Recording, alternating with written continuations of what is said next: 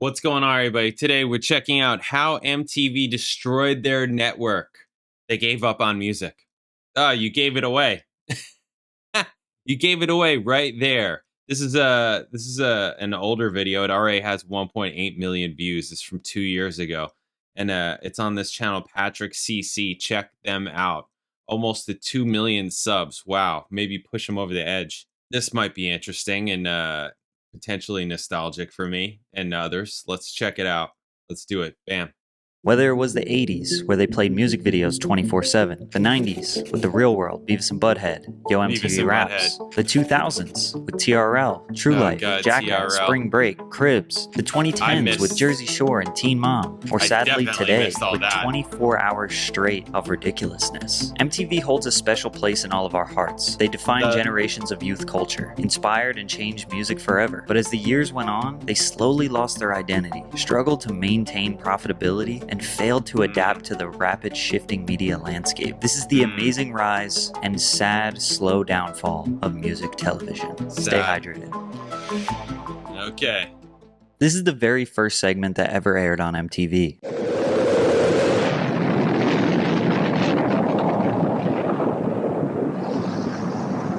Ladies and gentlemen, rock and roll. The rocket blasting off was a beautifully artistic way to introduce the network that would dominate popular culture for the next 20 to 30 years. This first broadcast, which was on August 1st, 1981, was only available in certain parts of New Jersey. As if it couldn't get any more artistic, the first song they ever telecasted was Video Killed the Radio Star by the Buggles. MTV would go on to play almost exclusively music videos 24 hours a day, 7 days a week for 6 years straight. But even if it wasn't music videos, it was still 100% music-related programming. That's a lot of demand to keep up with. If only there was a little cheat code to making music production and songwriting more accessible and efficient. Luckily today, we have songs. Hang on. Do they have that now? You would think that somebody would bring that format back. I don't know, maybe it's just so not popular and people don't really want it. But to me, I'm like, wait a minute. Is there a network, a channel, an online, I don't know, live stream of just constant band, artist, music videos a la early MTV days? Because you would think there is a market for that. Right? I mean, there obviously was one in the 80s. It's not the same now, but I don't know.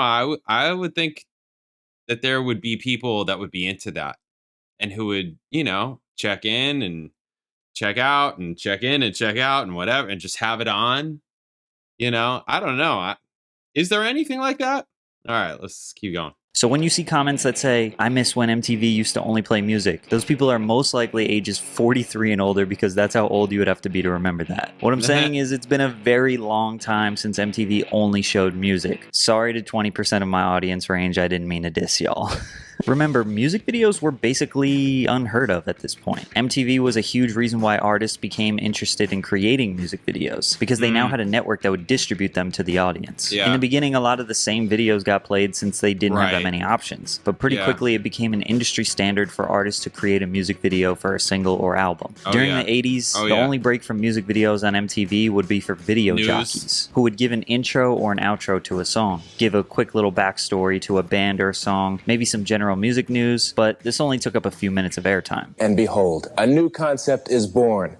The best of TV combined with the best of radio. The first shows on MTV were still 100% music focused. Profiles in Rock, Fast Forward, Heavy Metal Mania, The Cutting Edge. These were programs dedicated to documenting and discussing music rather than just watching music videos. MTV hosted the first annual Video Music Award show in 1984, which would bring even more relevance and importance to the music video in itself. I'm very confident in saying that music videos are still extremely important today and that they wouldn't be what they are without MTV's vision. In 1986, they broadcasted the first annual spring break coverage. College kids partying down in Florida had been a cultural norm for Americans since the 1930s. But in 1985, all hell broke loose when 370,000 kids showed up to Fort Lauderdale, which led to 2,500 arrests. MTV's coverage over the years made kids all over the world yearn for the day that they could visit Florida and party on the beach for a week. Unfortunately, MTV MTV wasn't very profitable as a 100% music-based network. They did not have to pay to play these music videos, which was good, but they also did not get paid by record labels to play them. So the only way they could make money was by selling ad spots, which is essentially the backbone of how TV shows and now content creators make money. As ubiquitous and all-encompassing music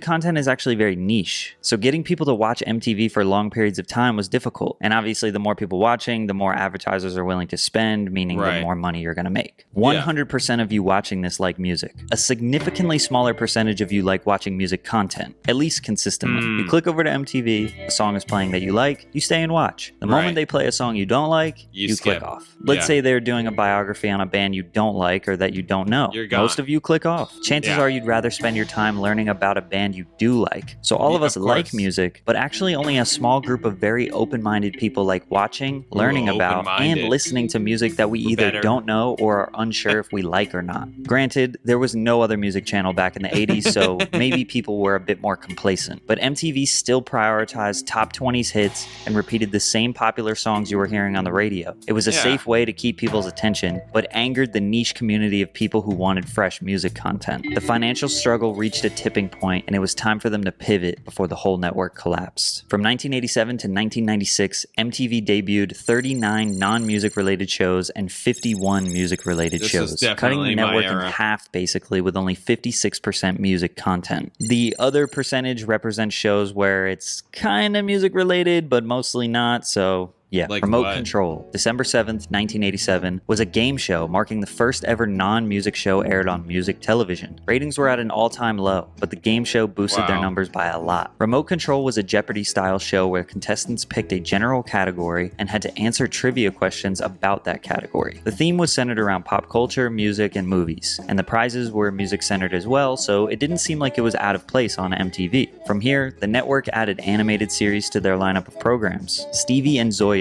were roughly 60-second shorts that would air randomly during commercial breaks about two teens that thwart supervillains' plots. Liquid Television, a more notable animated series, would air June 2nd, 1991. It was a compilation of animated shorts by independent artists. Beavis and Butthead was first featured here and would go on to receive its own very successful spin-off. The shorts were often strange but comical. For example, a parody of melodramatic soap operas but with actual soap. You're so transparent. I know you still want me.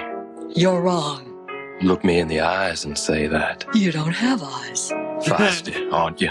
The major cultural change would come in 1992 with The Real World. MTV took 7 strangers all in their 20s and put them in a New York City apartment to live together for a few months. It was the first unscripted reality show on television. It was a massive success. Also, side note, I randomly went back and watched this first season and it's very good. I recommend it. The cast was very well chosen. A good mix of people who would never ordinarily live together. These 7 strangers became a representation of what the 90s youth was like, talking social issues, racism, gender roles, sex. MTV gave a platform to the people of the Black, Latino, LGBTQ communities who were underrepresented in mainstream media at the time. Norman was even the first openly bisexual man on television. The show was raw and real, and you could feel it when you watched it. The term reality television comes from the real world. MTV literally invented reality TV, which we all know ended up becoming more important than their origins as the music network. One thing a lot of people don't give MTV credit for is that they continuously tried to produce music-related shows. As you can see, there's an extensive list of shows. Most of these only ran for a year or less for one simple reason. People didn't watch them.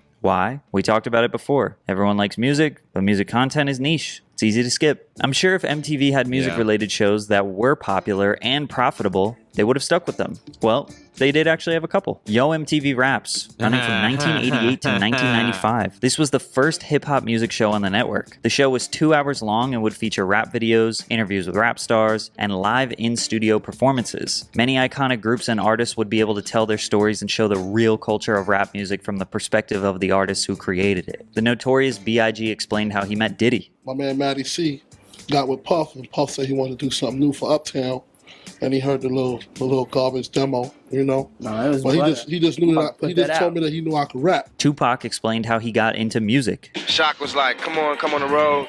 You could be my roadie, you know what I'm saying? It ain't gonna be glamorous, but you'll be working. You'll be meeting people." The Wu-Tang Clan performed Cream live. Cash rules everything around me. Cream get the burners. Dollar bill, yo. It was a hip-hop head's paradise and helped rap music become accepted as a mainstream genre. The Grind, airing in 1992, was another hip-hop-centric show, featuring the hottest new rap and hip-hop records in a club-like atmosphere with young people dancing and enjoying the music. The dance party would be punctuated by short clips of the respective tracks' music videos. You could feel like you were at the club and maybe even learn a few new dance moves from the comfort of your living room. They did have some music-related hit shows, but it's not like the other shows they put on the network at the time were so left field that they didn't contribute to the musical zeitgeist at all. Beavis and Butthead is an iconic cartoon that was about two stoners who watched music videos on their couch, while Celebrity Deathmatch was about celebrities, a lot of the times musicians, fighting to the death. MTV was creating culture. However, some of their audience still wanted just music, which they were providing with programs like the Top 20 Video Countdown and MTV Unplugged, but it wasn't enough. So in 1996, on their 15th anniversary, they launched M2, later becoming MTV2, which was them going back to their origins of just playing music videos 24/7. If you only wanted music, you could go over to their second channel and consume just that, which is basically what I did with my second YouTube channel. It's all music related content. MTV2 would play an hour-long, day-long, sometimes even one weekend-long segment dedicated to just one band. Music videos from all different kinds of artists and all genres. They even attempted to play every music video in their catalog in alphabetical order. To no surprise, MTV2 was not a huge hit. Music fans love to point the finger at MTV and blame them for broadcasting non-music shows, but failed to tune in when the network created something music-related. Or maybe it was just the casuals that didn't tune in. So the actual music fans represented such a small percentage of MTV's viewership that it wasn't enough to keep the network profitable. From 1997 to 2008, MTV debuted 151 non-music related shows and 56 music related shows. Now only 25% of the network was music content. You know, at the turn of the century, MTV played 36.5% fewer music videos. MTV president Van Toffler stated, "Clearly, the novelty of just showing music videos has worn off. It's required us to reinvent ourselves to a contemporary audience." Can we really blame MTV, which at the end of the day is just a business, for simply listening to the data and investing into the content that their audience is watching? Music is deeply rooted in all aspects of pop culture. It was becoming evident that people would rather listen to music in their headphones, on their way to work and school, or at a party, not on TV. However, we are about to enter in what my generation would argue as the best MTV era. TRL aired September of 1998. The 10 most requested music videos of the day, as voted by viewers via phone and later the internet, would be played in a top 10 style. Celebrity guests would also make appearances and have short, informal interviews with the host, Carson Daly. The energy was always high on TRL due to it being broadcasted live in front of a studio audience. You could hear the cheers of the crowd as the next celebrity guest was introduced. The studio was located in Times Square. Large crowds would gather outside the studio hoping to catch a glimpse of their favorite artists. By 2000, it was one of MTV's most watched programs. Due to its popularity, it became an important promotional tool for artists. I think in the dead center of the music industry, TRL is certainly maybe the most important thing at the moment for these top 10 artists. The Backstreet Boys were at their peak in the early years of TRL. They made an appearance May 18th, 1999 to promote their new album Millennium, which was released that day. The album would go on to be certified 13 times platinum. We can't accredit this success to TRL entirely, but it certainly helped. So many fans showed up outside the TRL studio during their appearance that the NYPD were forced to shut down the roads in Times Square, one of the world's busiest intersections. A number of other culturally iconic moments would happen on TRL over the next couple of years. May 2000, Eminem would host his own version of TRL dubbed MTV, where he referred to music videos from the Backstreet Boys, NSYNC, and Britney Spears as trash. Yesterday on TRL, we saw Britney Spears, NSYNC, the Backstreet Boys, and a bunch of other trash. He played his own top 10 rather than the typical fan voted, as well as parodying popular MTV shows, making fun of the TRL VJs, and dissing popular musicians. 2002, Beyonce and Jay-Z would seemingly make their first public debut as a couple, performing '03 Bonnie and Clyde. 2003, P. Diddy and Britney Spears made an appearance where Diddy ran on a treadmill for an hour in preparation for the New York City Marathon, while Britney dabbed the sweat from his forehead with a towel. TRL in the early 2000s was a cultural moment that I don't think could be recreated. The early 2000s was also booming with iconic and creative MTV shows. The Tom Green Show, Boiling Points, Jackass, Viva La Bam, Wild Boys, Punk'd, Making the Band, True Life, Date My Mom, Room Raiders, Next, Parental Control, High School Stories, My Super Sweet 16, Pimp My Ride, The Andy Milonakis Show, Made, Robin Big, Cribs, and so many more. MTV MTV was absolutely crushing it with ideas. It was these shows that would be the foundation for content creators on YouTube who still to this day are basically making the 2022 version of an old MTV show. The shows that weren't about music, I will admit, were drifting further and further away from having any music relevance. However, they still had shows like Run's House, which was a reality show about Run DMC, his life, keeping viewers in touch with hip-hop culture, The Osbournes, which followed Ozzy Osbourne, his family, heavy metal culture, Meet the Barkers, which followed Travis Barker, punk emo culture, Ashley Simpson Show, pop music culture. A lot of these shows were unique, they were weird, very cringy, and most of them didn't age well. But they took elements of different music cultures and brought them together to one network. You could even argue that the most diverse time for popular music in general was in the early 2000s. MTV was the entertainment industry and was this beautifully chaotic representation of so many different kinds of personalities and cultures. The generation before it hated it, of course, because they remembered MTV as just music videos and the occasional boring biography about how Kenny Loggins grew up in Washington and started his first high school band. That shit was boring. Music has always been about personality, for the same reasons about style. It's more than just melodies and instruments. MTV may have been playing a small percentage of music on television, but they define... You don't say. Really, that's interesting. Music is more than just the music. It's also about fashion and style and all that kind of thing. You know how much hate I get for talking about when I listen to music and it's like a live performance and I talk about their clothes? How much shit I get? Go fuck yourself. I mean, I know I'm right. I'm just getting validated by this random person with almost 2 million subs. You know, it's like, I know I'm right. It's like, no, it's part of it. It's entertainment. What you wear, costumes, stuff like that. Yeah, that matters. It does matter. Your appearance and all that matters. It does. It just does. So anyways.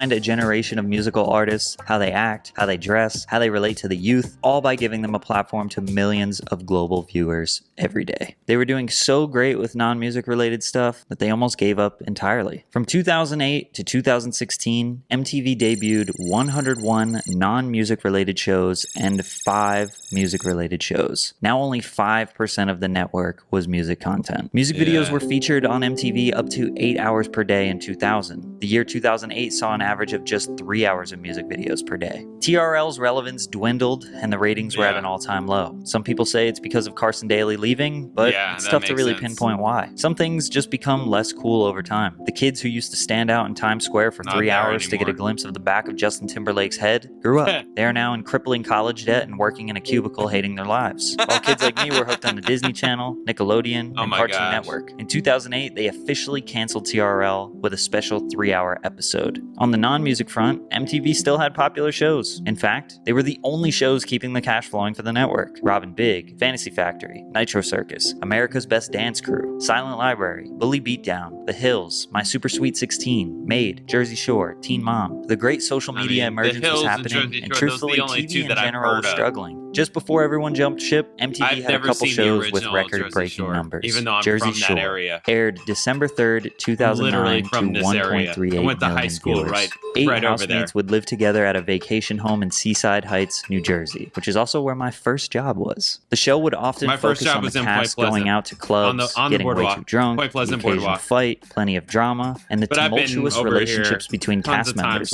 It wasn't an instant hit, but after the first season, drew huge viewership. Season 2 premiered to 5.25 million viewers, and by Season 3, 8.4 million viewers turned in for the premiere, making it MTV's highest viewed telecast ever. It would break that record again with 8.87 million viewers for Season 3, Episode 4. Throughout the 6 seasons, they would average about 5.8 million viewers across the whole series. 4 of the cast members would go on to receive their own spin-off series on MTV, and the anonymous letter to Sammy would go on to become one of the best memes ever. Sam, the first night at bed when you left, Ron made out with 2 girls and put his head between a cocktail waitress's breasts. Also was grinding with multiple fat women. Teen Mom, December 8th, 2009, aired to 2.1 million viewers. This would follow the lives of several young mothers navigating the hardships of being a teen mom, with a focus on their complicated family and romantic relationships. The series would grow to pull in 5.6 million viewers for the finale of the 2nd season. Teen Mom would actually have a positive impact on the youth. MTV's 16 and Pregnant and Teen Mom led to a 5.7% reduction in teen births.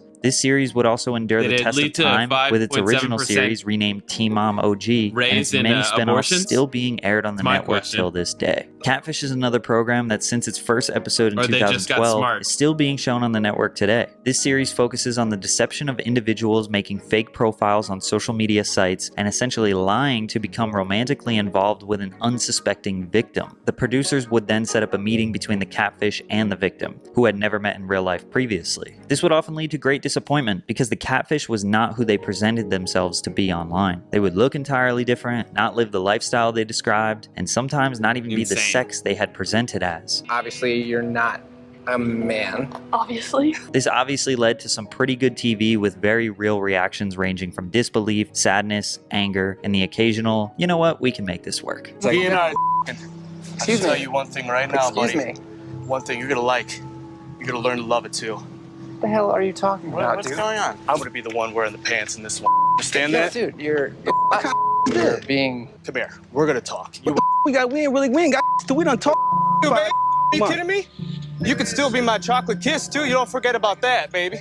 The 2011 VMAs would become the most watched broadcast in MTV What the hell? history, pulling in a whopping 12.4 million viewers. Beyoncé famously announced that she was pregnant with her first child during the awards. This announcement would break the record at the time for the most tweets per second recorded for a single event, with 8,868 tweets per second. Insane. From a number standpoint, everything seemed all good with MTV. VMAs were booming, their reality shows were at an all-time high, but MTV lost their identity. In 2010, they dropped the music television branding, so now MTV didn't actually stand for anything. Before, the network appealed to music listeners. Sure, the reality shows brought in the dollars, but the music videos and the music shows kept that reminder that we are a music-based network that also dips into other areas of pop culture. After 2010, it was the opposite. They only appealed to a mainstream pop culture audience I would say and didn't before have any that, music-related stuff to fall considering back all on, the which is numbers all and good, stuff you're but keeps showing. this insane amount of pressure for the network to constantly be cutting edge, producing the hottest show that kids around the world are identifying with. You see, Yeah, before social that's their media, job. whatever That's it. MTV That's put what they on decided was to what get into, defined us. right? Now with Instagram, Twitter, YouTube, and every Yeah. teenager having access to the entire internet at their fingertips, kids became influenced by so many other things. Teenagers are now more individualistic, not just identifying and buying into whatever is fed to them.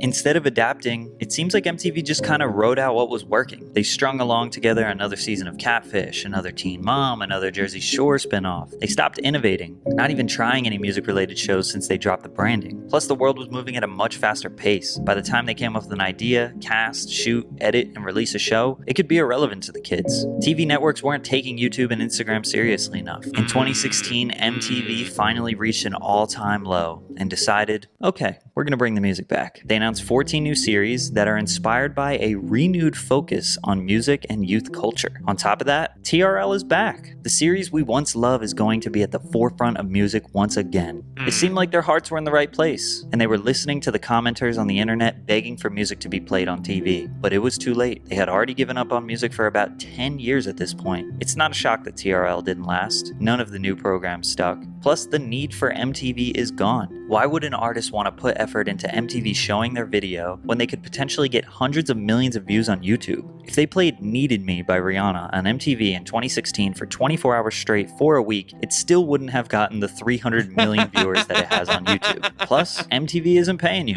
so why not just put effort into social media marketing, which will bring people directly to streaming services where you can make money from them listening to your music. Artists can directly reach their fans by just uploading to their own personal account, and fans just search for any artist they want to listen to whenever they want. We just don't need MTV for music anymore. But now even their moneymaker shows were running out of gas. By 2020, the only thing that seemed to work for them was Ridiculousness. Ridiculousness is a good show for the moment because it has that comfort food appeal across multiple generations. It's seen repeat viewers jump from twice a week to 6 times per week, and the network has increased our time spent viewing by 21% with our stacks of Ridiculousness. Rob Dyrdek sold them the idea for this show back in 2007 because he saw America's Best Home Videos sell for $500 million in global syndication. This show was able to last 900 episodes because it is the perfect thing to put on when you want to turn off your brain after a long day, providing the same mindless, thoughtless, and unstimulating value to your cluttered brain. It's also the best thing to put on in the background at a barbershop or bar restaurant.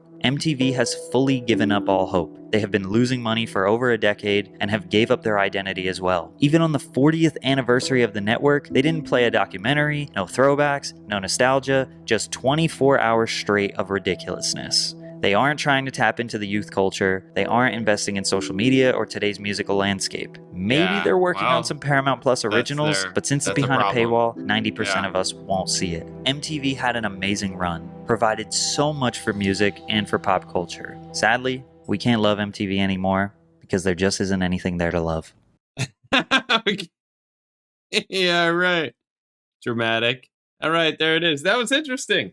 That was cool. I mean, definitely I remember a bunch of that. I was so into Beavis and Butthead. I remember it came on at 7 o'clock at night. And I remember being at my grandfather's house and setting up, those foldable tables to eat dinner in front of the TV to watch, if that happened during 7 o'clock, to watch Beavis and Butthead. And he hated that show. He was like, this is so stupid. But I loved it because I thought they were funny. And they were playing music that, like heavy music, usually. I mean, they played all different kinds of music. But they were playing music. I don't know. I liked it. I really liked it when I was a kid. And then Jersey Shore, I remember when that came out, but I was out of MTV. I was not paying attention to any of that stuff. I was way too much doing my own thing by that time. So I wasn't around for that. Even though it was very close to where I grew up. And I would go to Seaside Heights. It was the town over from the high school where I went to high school. All the music videos. I mean, that's just what I remember. Just watching music videos. Just coming home from school, turning on MTV, and watching and listening to music videos. I didn't watch Real World. I never watched that. I was not into it. Just any of that kind of stuff. Yeah, this is interesting. They had to shift and adjust because the market was telling them that you had to. If you want to survive, you have to change. People don't want to just sit and watch and listen to music videos. They don't want to do that. I'm saying maybe there's a market for that. But again, I could be wrong. I probably am wrong because they would have done it.